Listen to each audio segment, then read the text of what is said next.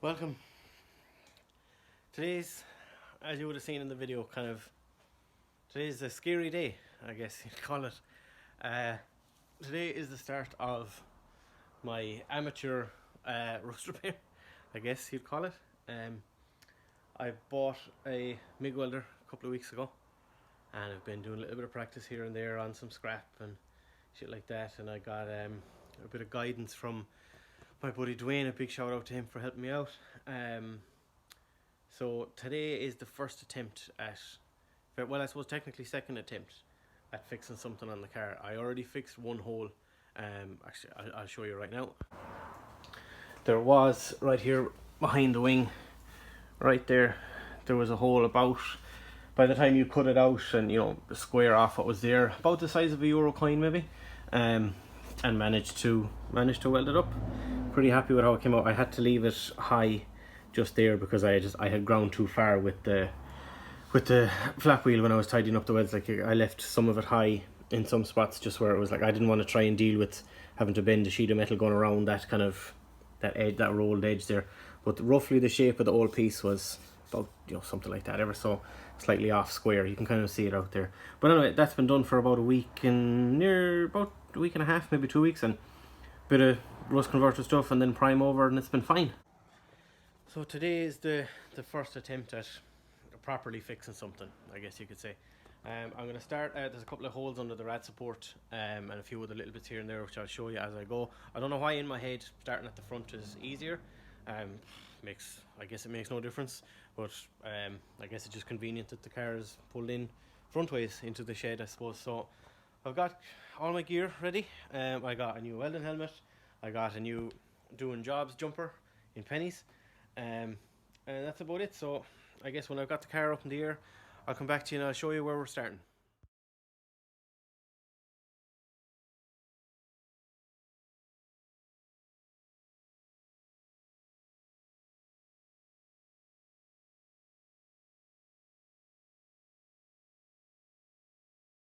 Right, car's up in the air, supported well, bumper off, stuff like that, and I just opened the bonnet just for light more than anything. So the first hole we're dealing with is right there, just so you a concept of where we are. Headlight, so that's the bottom of the radiator support right there. Now, I haven't wire wheeled any of this stuff, I haven't touched any of it, nothing, so we'll see what happens with that. It's kind of gammy just there, but it doesn't have it, it's like it's split. Can you see it, like right there? Just, you can kind of see the shine and the little crack there. I might wire wheel that a bit more, and maybe cut out that little piece, but realistically I think I'd be breaking my balls for no reason. So we'll worry about that. I might just do a bit of the rust converter and etch prime it, and you know, it'll get sealed eventually down the line. But this one obviously needs to be replaced. Now, it doesn't need to be replaced as such because the bumper covers it, you'd never see it. It wouldn't be seen, you know, in a inspection test or anything like that, so I'm not that bothered, but I would like to try and fix it. If I fuck it up, it's in an easy spot to get at again or to hide. Now, other places are, you can see a few little holes up there. I don't know what's going to happen there. That stuff is probably super like paper thin. I doubt I'll be able to weld those closed as they are. I might have to cut it out and put a piece in. I don't know. I haven't looked that far into it yet. There is another, I don't know if I can even get a light on it there. You can kind of, yeah, right there. You can see that. That'll just be cut out and patched over, I guess. And then there is another, so we're right there. And I believe there's one more. Yeah, you can see it right there in the center of your screen. So to be honest, that's literally, they're all the holes that are in the front. There's nothing else really. So in the grand scheme of things, if you're a professional welder and knew exactly what you were doing, it's probably not that big of a deal. That's probably only like maybe a morning's work or something, I don't know. But obviously I'm a tattooer, I'm an artist, I'm not a professional. I'm going literally by the seat of my pants here. So I don't know, the bits that the last few holes that I showed you there, I might just, rather than trying to cut out the square or cut out the piece or whatever, and put in a piece nice and flush and grind it down, all that stuff, I might just put a square straight over it and fuck it, send it. You know, it's not going to be that big of a deal. The corner, the piece that rolls around kind of under the subframe like that, there is another hole under that. It might be a case of just cutting a 90 degrees piece, welded on over it, and like spacing down the subframe on the other side to match just by the whatever the width of the steel is, like 0.8 of a mil or a mil or something like that. Or if it goes well, I might try my best like I did the repair I showed you a minute ago and try and grind it all relatively flush and have it pretty tidy. Other than that, I'd like to think it's going to be kind of straightforward, but how often have we all said that when we're doing something with a car, you know? So I'll start into that and I'll come back when either it's finished or if I make the hole 10 times bigger than it already is. Okay, that's the piece cut out. That's it there, or what it ended up being at least anyway. It's like people always say, you think a hole is this big, by the time you get around back to good metal, it's, you know, it's probably 20 or 25% bigger. But anyway, that's that piece cut out. It's pretty big in comparison to my hand. Came out easy, just ground down a few spot welds and cut it out. So my new piece I have here, just cut out a piece. I have an old micro bonnet over there. Now that is dead straight, completely flat. I angled it or measured it against the old piece. Just put a square edge right across there and it's straight, it's completely flat. So just that had a ever so slight crown in it, being from a bonnet, it's not completely flat. But that's what I've got to use with for the moment. So made my little masking tape template, you know, just got it as close as I could, or very, very close. That piece, it's exact, say there to there. Well, it looks bigger than it is there, but it fits properly because there is pieces missing out there. It does fit up nice in the car. I'll show you now. Now this is hard to offer up one-handed, but you can see it fits nice and tight over in that corner. Well, you get the idea, but it fits anyway.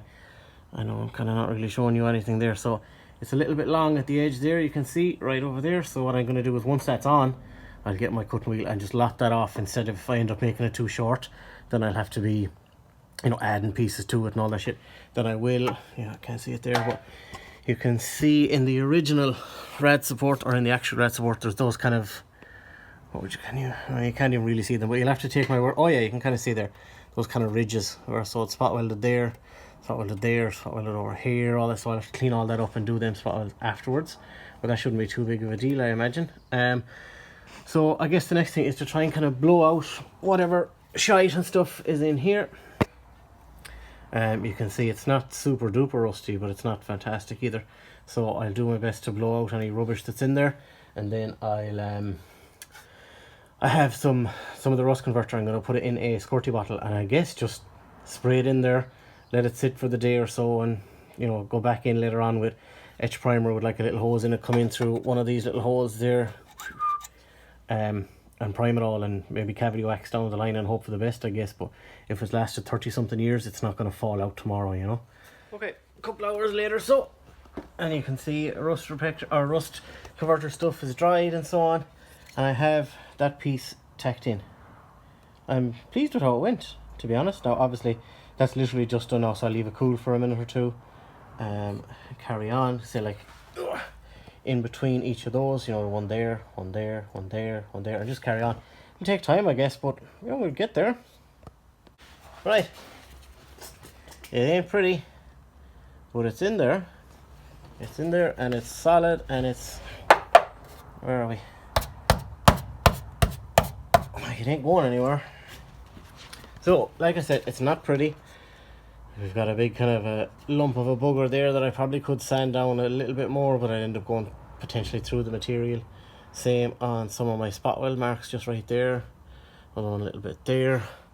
But overall, like, again, I could build all these little kind of section, like creases, I suppose, for want of a better word, with, like, you know, tack in there and grind it all back down, all that, but same along here. And I didn't realize there was such a curve. It kind of comes around, and obviously you can see a circle there, so I could build all that up as well. But like, I've done as best I can with it, and I've shone a light in from the back and all that, and there's nothing, doesn't seem to be any little pinholes. Now that looks like a pinhole there. I might further investigate that, or it could just be a bit of, well, whatever. But either way, it's in there anyway, and it is, the original spot welds are in at the back. I mean, I'm pleased, I really am. I think it looks fine. Like, from the front there, like, it looks fucking good to me, you know. as I said, I'm not, this is my fourth time in my life welding. I've done that little spot that I showed you earlier. I made a cube last year with my flux core welder that I bought, and I did a bit of welding in Foss like fucking 15 years ago or something. So for my third or fourth time welding, I'm very pleased. So I'm gonna give that a little quick wipe, and I guess just chuck a bit of primer on it and see. And if it looks pretty good, then fuck it. Like I said, it doesn't have to be perfect and tidy and all that, like, because it's hidden by the bumper anyway. And by the time it gets primer and some under seal and all that kind of stuff, it'll be fine. It'll be absolutely fine. So prime that next set, and I'll come back and show you when it's dry. There it is, all primed and dry. Like I said, I know it's clearly not perfect. Like, it looks shitty there. It doesn't look fantastic here or there. But overall, like I said, third or fourth time welding, I'm more than happy. From here, the plan is to, I was going to leave it at just that, but if I could at least make a start on some of the other sections maybe. But the other sections, as you would have seen at the start, are a bit more awkward to get to. So what I think I'm going to have to do is, well, obviously I need to take down the front part of the subframe. You can see it, see the piece with a bit of primer on it. It comes down with those two bolts there, the, what they call it, like a tension rod, like what's on an S chassis or whatever. That cross member there, and obviously pop it down on the other side. I don't think I'll have to, you know, you can kind of see some of the one hole there and all that. I don't think I'll have to take off the hub and all that stuff, but I might. But the plan is, once the repairs are done to, I suppose, an acceptable standard you'd call it, is to strip the entire front anyway.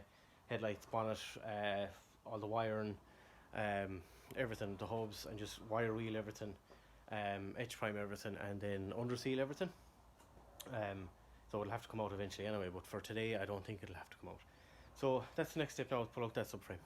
Okay, front of the car is pulled apart, like fully apart, or damn close anyway. So short version of the story is I have a new power steering cooler, should be here hopefully this week maybe, because that one is obviously red rotten. Replace that, so I'm not going to worry about that for now.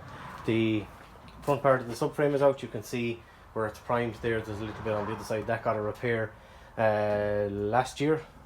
Yeah, middle of last year. I'll tell you all about that in another video. That'll need to be cleaned up and all that before it goes back in.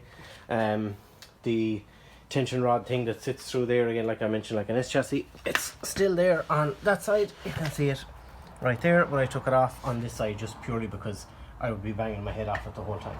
So now the other repairs that are needed on this corner, which you couldn't see earlier, are all of these guys here. There is one right here, right there, which might be just a case of just weld a little bit of plate on over it, not too concerned. Same with that one, because the subframe just barely like clears that. It comes to roughly there, give or take. I should have actually taken a better idea of that before I took it down, but anyway, that's a mating surface of where the subframe sits, one bolt and one bolt obviously. So it has that factory hole, which you can see on the other side there, is fine. Well, I'll have to wire wheel it and see. There's bound to be something under some of these crusty patches here or up here or something, but we'll worry about that down the line. But anyway, I don't really see any reason to need to recreate that hole in between the two bolt holes, so that might just be a square bit of plate, or else maybe, say for argument's sake, cut there, come along, cut there, cut here, and just put a 90 degrees piece in it. This might be the same, I'm not entirely sure yet. That was where I had attempted before last summer with my flux core to try and fix it, and to be fair, I made a shite of it, to tell you the truth. So nobody's surprised at that, but we'll see how that works. And then there is this kind of, what have we got there, kind of, that one looks like a bite mark or something, like someone tried to take a chunk out of it. There's some snots there that I left behind with the flux core last year, trying to weld them closed. Same with this one here. So all of that, ideally, oh look at the old bit of flux core wire still stuck, I think, I can't tell. Ideally, I'd rather not have to cut out, say, that whole piece and put it in it, because it has a bit of a crown that way, and you can see with the shine of the light it has a slight kind of, you know, it lifts there and all that. But we'll see. Again, the subframe comes roughly as far as there, so even if I was able to just put a bit of a square over it, or, you know, like rust treat, or wire wheel it all down, rust treat it, and then stick just a plate you know, that size, or you know, that shape or something like that over it. I'm not really sure yet, but again, I'm not expecting to get all of this done in one day or even 1 week or something like that, obviously. But we'll make a good start at it anyway. Everywhere else looks okay. It just needs to be, you know, nice and cleaned down properly. And I realize you can't see much there, but all of that is solid. I checked a lot of that last year before I went at my little bugger hole there. So I'll clean up around there as much as I can. I'm not going to take down the gearbox to try and clean all up there, but I'll get what I can out of it. With the wire wheel, I might pull out that's the bottom of the battery box right there, and that is the little bracket for the overflow tank. I might pull them out just so that hole, say from the engine mount right there, just from there over, is at least clean and solid. And if it's a case that the car ever needs a clutch or a gearbox or has some reason for it to come out, then I'll do all that kind of stuff. But for now, I think probably tackle this one next. Let's say that guy right there. Back again. It's the next day. Decided to call it quits yesterday evening, just so it was getting late enough in the evening. Had a few things to do in the house, so back at it again this morning. I decided to go for the piece, or to repair the piece below the piece that I had initially said, so I'll let you take a look now. It came out pretty good. Now, again, it ain't perfect, but just for reference, that's the one I said I was going to do, and then there was another little hole just in there. So cut out that little piece. It's about 1 inch square, again, same as the bit I mentioned earlier. It's not fantastic, but again, you know, I'm only starting. I could have just built it up a little bit there. I think what's really getting me is my I suppose fitment, for want of a better word. Like this corner, or this piece here, is nice and flush when you ground it down. This one is pretty nice. That's dog shit, so obviously that is pushed in too far into the piece, like into the parent metal, I suppose. So what I should be doing really, I suppose, I could weld like a bit of a hanger or a little thin strip or something to almost use as a handle to kind of help me line it up, as opposed to just sticking it on one of the magnets and kind of banging away and hoping for the best. So just pay a bit more attention to that. But again, a bit of primer and stuff over that, it'll be fine. So I'm pretty pleased with that one. So we'll move on to that guy next. Shouldn't be, it's going to be awkward for access, like to get the grinder in there, but I have an air saw, but we'll see what happens. Alright, I got that little section cut out. I had to use the air saw. It's no way of getting the grinder in there without any kind of great difficulty, and then just cleaned it up with my little die grinder. I only got it a couple of days ago. Little guy here comes with a bunch of bits and all that shit. Believe that fucking thing is mean. Like that chews through stuff. I was surprised, and I only have a very, very small compressor. It doesn't put an awful lot of power in any air tools at all, really. But anyway, aside from that, so I have my little piece made. You can't really see it there. There you go.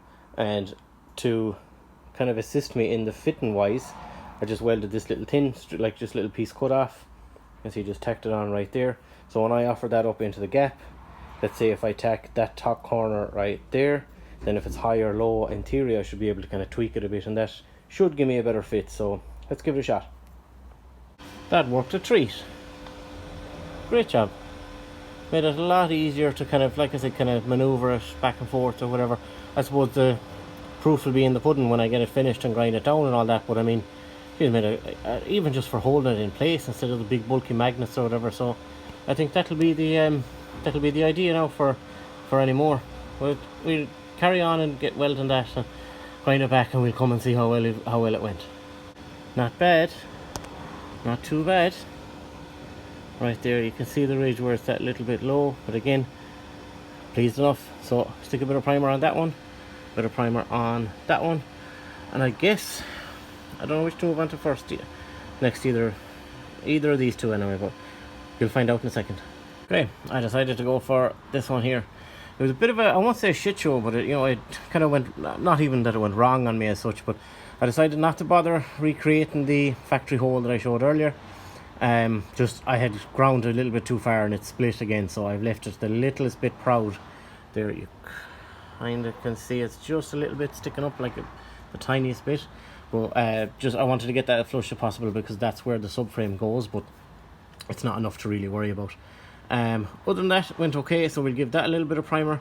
And I guess there's probably no need to show you any of the rest of them. If something interesting comes up doing these little bits, then whatever, I'll give you a shout back. But if not, that there's no point in me showing you the same thing 100 times. I've already shown you enough, you know. But overall, I'm very pleased with how it's gone. Like, that's a lot of work done in a couple of hours yesterday and a couple of hours today. Probably about 6 or 8 hours overall maybe to get everything done. Or at least, you know, again, like I said earlier, a professional would do it probably all in a morning's work, I imagine, but you know, we're doing all right.